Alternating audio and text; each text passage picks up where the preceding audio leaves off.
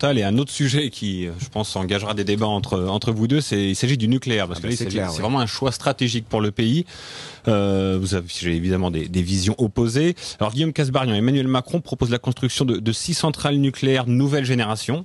Alors, pourquoi ce choix, déjà, du nucléaire? Parce que on va vers un modèle où de plus en plus de particuliers ont besoin d'électricité. On passe notamment à la voiture électrique, aux mobilités électriques. De plus en plus d'industries aussi sont en train de quitter le gaz pour avoir des processus industriels qui vont vers l'électrique. Et on a la chance dans notre pays d'avoir de l'électricité décarbonée.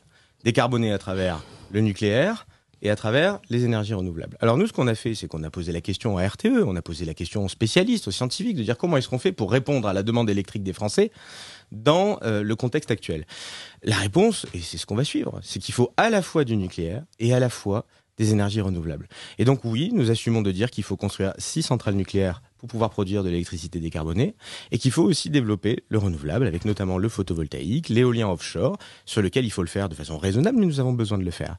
Et là, on est face à des dogmes de l'autre côté. C'est ce qui me fait, moi, excusez-moi, mais ce qui me fait doucement rire, c'est qu'on parle d'écologie, mais en réalité, sur ces sujets-là, en face, c'est tout sauf de l'écologie.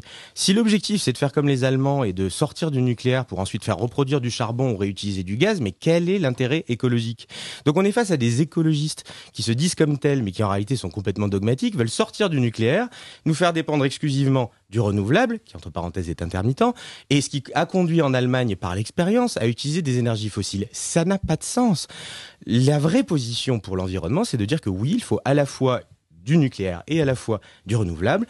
Vous ne pouvez pas sortir du nucléaire totalement, sinon vous ne pouvez pas, sinon c'est le blackout. C'est tout simple, c'est que derrière, vous pouvez plus produire de l'électricité pour répondre à la demande. Et de la même manière, ceux qui vous disent qu'il faut sortir totalement des renouvelables et faire que du nucléaire, vu le temps de construction des centrales nucléaires, vu le temps de créer et de recréer cette filière industrielle, mais bien sûr que ça prend du temps et on n'aura pas le temps de faire tout ça. Donc oui, il faut les deux. J'assume mon en même temps sur le sujet et je déplore que des personnes qui se qualifient d'écologistes soient à ce point dogmatiques pour dire qu'il faut sortir du nucléaire. Je note d'ailleurs qu'au sein de la grande mouvance NUPS, personne n'est d'accord sur le sujet puisque visiblement les communistes nous disaient il y a quelque temps il faut absolument avoir une filière nucléaire. Les écologistes nous disent il faut absolument en sortir le plus vite possible et finalement ils sont tous mis d'accord pour dire on va en sortir le plus vite possible. Accord de circonstance, mais en termes de conviction et d'écologie, pardon, mais on repassera. Juste une réaction, si je peux me permettre. Quelques instants, mots. Oui. Ça fait depuis 2002, avec Civaux 2, que notre pays n'a pas livré de réacteurs nucléaires sur son sol. Parce que les pouvoirs publics ont tardé à prendre des décisions importantes pour construire des centrales nucléaires.